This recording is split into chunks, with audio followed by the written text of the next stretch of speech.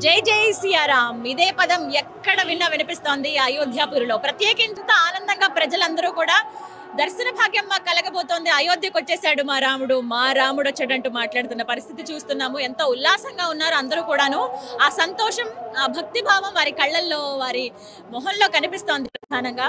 ఇంకొకటి ఏంటంటే, ప్రత్యేకించి సాయంత్రం అవుతున్న కొద్ది దీపకాంతులతో అయోధ్యాపురి మెరిసిపోతుందనే చెప్పాలి. ఒక్కసారి చూడండి ఎంత బాగున్నాయో. లైట్స్ తోటి ఫుల్ లైటింగ్స్ కనిపిస్తూ ఉన్నాయి. వెలుగు జిలుగుల మధ్య అయోధ్యాపురి ఉంది. ఎందుకంటే రామయ్య వచ్చేసాడు మందిరంలోకి. ఇంకా ఇంకా సంతోషంతో సంబరాలు జరుపుకుంటున్న పరిస్థితి. క్రాకర్స్ కాలుస్తున్నారు కొంతమంది, వారి సంతోషం అలా వ్యక్తం చేస్తూ ఉన్నారు. అలాగే ఇంకొక విషయం, ప్రధాని మోదీ పిలుపు మేరకు ప్రత్యేకించి వారు ఎప్పుడో చెప్పడం జరిగింది, ఎప్పుడైతే ప్రాణ ప్రతిష్ఠ జరుగుతుందో ఆ సమయంలో మీ ఇంట్లో కూడా పూజాది కార్యక్రమాలు చేయండి, స్వామి వారికి మీరు అర్చన చేసుకోండి, అక్షతలతో పూజ చేసుకోండి, ఆ అక్షతల్ని శిరస్సు పైన జల్లుకోండి. ఇక్కడ స్వామివారి ప్రతిష్టాపన కార్యక్రమంలో, పూజా కార్యక్రమంలో ఏ అక్షతలు అయితే వాడతారో, లేకుంటే ఏ అక్షతలు జల్లుకుంటే నెత్తి అంత పుణ్యం వస్తుందో అటువంటి ఫలితమే మీకు ఖచ్చితంగా కలుగుతుందని చెప్పారు. అదే విధంగా అందరూ పాటించారు కూడా. ఇంకొక మాట కూడా చెప్పారు, ఆ రోజున దీపావళిని మనం సెలబ్రేట్ చేసుకుందాం అని చెప్పి. ఎందుకంటే వనవాసం పూర్తి చేసుకుని రావణ సంహారం తర్వాత స్వామి అమ్మవారు వచ్చినప్పుడు, అయోధ్యకి వచ్చినప్పుడు ప్రధానంగా దీపాలతోనే స్వాగతం పలికారట అప్పటి ప్రజలు. అందులో భాగంగానే ఇప్పుడు కూడా ఇన్ని సంవత్సరాలు, 520 సంవత్సరాల తర్వాత మళ్ళీ ఆలయం నిర్మించుకోగలిగాం మనము. ఇన్ని పోరాటాలు, ఇన్ని త్యాగాల తర్వాత ఇప్పుడు మళ్ళీ రాముడు వచ్చాడు అయోధ్యకు. అందుకనే ఇంకా సెలబ్రేట్ చేసుకోవాలి, దీపాలతో స్వాగతం పలకండి అని చెప్పి నరేంద్ర మోదీ ఇచ్చిన పిలుపు మేరకు ప్రతి ఒక్కరు కూడా దీపాలు వెలిగిస్తున్న పరిస్థితి మనం చూస్తున్నాం. అందరి ఇళ్లలో, భారతదేశ వ్యాప్తంగా, భారతదేశం బయట అంటే పరాయి దేశాల్లో, అంటే ఇతర దేశాల్లో ఉన్న వాళ్ళు కూడా ఈ విధంగా దీపాలు వెలిగించి రామయ్యకి స్వాగతం పలికారని చెప్పుకోవచ్చు. ఇక్కడ మనకి అయోధ్యలో కొన్ని స్టోర్స్ ఉన్నాయి, వచ్చిన భక్తులకి అనుకూలంగా. అంటే వాళ్ళకి ఏమైనా వస్తువులు అవసరమయ్యే విధంగా ఇక్కడ కొన్ని షాప్స్ అరేంజ్ చేశారు. ఇక్కడ కూడా వీళ్ళు దీపాలు వెలిగించిన పరిస్థితి చూసినాం. ఇగో ఇలా ఒక్కొక్కరు 5 దీపాలు వెలిగించండి అని చెప్పారు. ఇక వారి ఇష్టం, వారి ఇల్లంతా దీపకాంతులతో నింపుకుంటే ఇంకా సంతోషం. వాళ్ళ షాప్ ఇది. ఇక్కడ సేల్ చేస్తున్న పరిస్థితి. ఇక్కడ రకరకాల వస్తువులు వాళ్ళు అమ్ముతూ ఉన్నారు. ఇలాంటివి మొత్తం పురవీధులు అన్ని కూడా మనకి ఇక్కడ స్టోర్స్ ఇలా కనిపిస్తాయి. ఇందులో ప్రధానంగా ఇక్కడి నుంచే చూడొచ్చు రామయ్యకు ఏ విధంగా వీళ్ళు స్వాగతం పలుకుతున్నారు. ఇలా దీపాలతో అందంగా అలంకరించారనే చెప్పుకోవాలి. ఇలా ప్రతి ఒక్కరు, ఇవన్నీ కూడా షాపులు. కొంచెం మనం ముందుకు వెళితే ఇళ్ళు, ఆ ఇళ్ల దగ్గర కూడా గుమ్మ ముందు దీపాలు. ఇవాళ దీపావళి ఏంటి అని అందరూ కూడా ఆశ్చర్యపోతున్న పరిస్థితి. అంత చక్కగా దీపాలు అలంకరించారని చెప్పుకోవాలి. ఇక్కడ కూడా చూడొచ్చు చిన్న చిన్న దీపాలు వెలిగించుకున్నారు.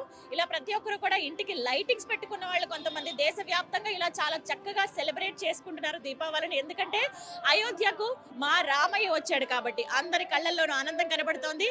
ఇక మళ్ళీ దర్శన భాగ్యం కోసం అందరూ వెయిట్ చేస్తున్నారని చెప్పుకోవాలి. ఎవరైతే దగ్గర ప్రాంతాల్లో ఉండే వాళ్ళు ఉన్నారో వాళ్ళందరూ కూడా వెళ్ళిపోతున్నారు. మళ్ళీ రేపు ఉదయం దర్శనానికి వచ్చే అవకాశం ఉంది. లేదు మేము దూర ప్రాంతాల నుంచి, వేరే రాష్ట్రాల నుంచి వచ్చామని చెప్తున్న వాళ్ళు ఎవరైతే ఉన్నారో వాళ్ళు ఉండడానికి ఇక్కడే అన్ని సౌకర్యాలు ఉన్నాయి మనకి. లక్నో దగ్గర నుంచి చూసుకుంటే అయోధ్య వరకు రకరకాల హోటల్స్ లో స్టే చేసే వాళ్ళు ఉన్నారు. అయోధ్యాపురిలోనే చాలా వరకు మనకి స్టేకి, అంటే ఇక్కడ ఉండడానికి అనుకూలంగా ఉంటుంది. ఇక్కడ ప్రజలు కూడా చాలా ఫ్రెండ్లీ పీపుల్ ఉన్నారని కూడా చెప్తూ ఉన్నారు. చక్కగా పలకరిస్తూ ఉన్నారు ఆప్యాయంగా. చాలా వరకు ఇళ్లలోనే ఈ హోటల్స్ అనేవి మెయింటైన్ చేస్తూ ఉన్నారు. మనకి రూమ్స్ లాగా ఏర్పాటు చేశారు. కొంతమందికి లాకర్స్ ఇచ్చారు, కొంత స్పేసెస్ అరేంజ్, అంటే కొంచెం ప్లేస్ ఇచ్చారనమాట పడుకోవడానికి. టెంట్లు అవి ఏర్పాటు చేశారు ఇలా రకరకాలుగా. అండ్ ఎక్కడికక్కడ మన ఆహారం తీసుకోవడానికి రెస్టారెంట్లు ఉన్నాయి. బస్సులు కూడా సదుపాయం ఏర్పాటు చేశారు. ఎందుకంటే టెంపుల్ దాకా నడవడం దగ్గర మనకి ఎంట్రన్స్ దగ్గర నుంచి ఒక 2-3 కిలోమీటర్లు ఉంటుంది. ఇంత దూరం నడవడానికి అనుకూలంగా ఉండేందుకు బస్సులు కూడా ఏర్పాటు చేశారని చెప్పుకోవాలి. ఈ విధంగా ఎక్కడికక్కడ అన్ని సౌకర్యాలతో ఇక్కడ ప్రభుత్వం అనేది ప్రజలకి మరింత, అంటే ఆ రామయ్య వచ్చిన సందర్భంగా మరి కాస్త ఎక్కువే సదుపాయాలు కల్పించిందని చెప్పుకోవాలి. మరోవైపు అయోధ్య రావడానికి 100 వరకు ప్రత్యేక ట్రైన్లు వేసిన సంగతి మనకి తెలిసిందే. అలాగే రూట్ అంతా కూడా ఎక్కడ కన్ఫ్యూజన్ లేకుండా ఎక్కడికక్కడ రూట్ మ్యాప్స్ అరేంజ్ చేశారు. ఈ విధంగా మొత్తం ఒక సంబరాన్ని జరుపుకునే విధంగా మనందరికి కూడా ఒక అవకాశం ఇచ్చారనే చెప్పుకోవాలి. ఇక బస్సెస్ అన్ని వెళ్తూ ఉన్నాయి.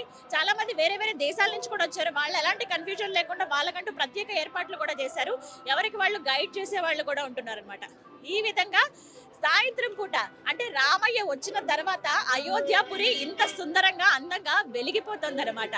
మరి అందరూ ఆ రామయ్యకి స్వాగతం పలుకుతున్నారుగా, నా వంతుగా నేను కూడా ఆ రామయ్యకి స్వాగతం పలుకుతాను దీపం వెలిగించి.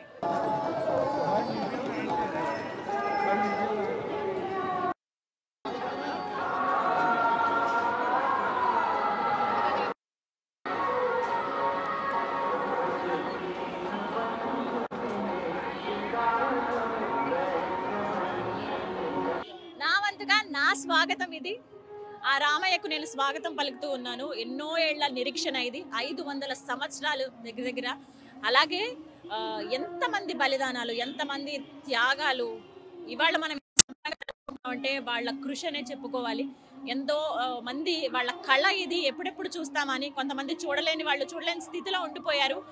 కనీసం మేము మా లైఫ్ టైంలో ఒక్కసారి చూస్తాం ఆ రామయ్య అయోధ్య రావడం అని భావించిన వాళ్ళు ఉన్నారు, అలా వెళ్ళిపోయిన వాళ్ళు ఉన్నారు. కానీ ఉన్నవాళ్ళు వాళ్ళు ఖచ్చితంగా వచ్చి ఎక్స్పీరియన్స్ చేయాల్సిన మూమెంట్ ఇది. నా జన్మ ధన్యంగానే నేను భావిస్తాను. మన జీవితంలో వచ్చే ఒకే ఒక్క అరుదైన గొప్ప అవకాశం ఇది, అయోధ్య రామయ్యను దర్శించుకోవటం. మరీ ముఖ్యంగా ఆయన అయోధ్య వస్తున్నప్పుడు స్వాగతం పలికే దిశగా నేను ఇక్కడ ఉండడం అనేది ఇంకా సంతోషంగా భావిస్తున్నాను.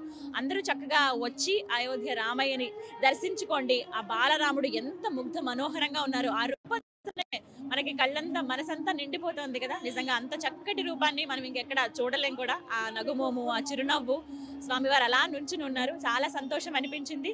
అవంతిగా ఈ దీపారాధన స్వామికే చెందాలి. జై శ్రీరామ్.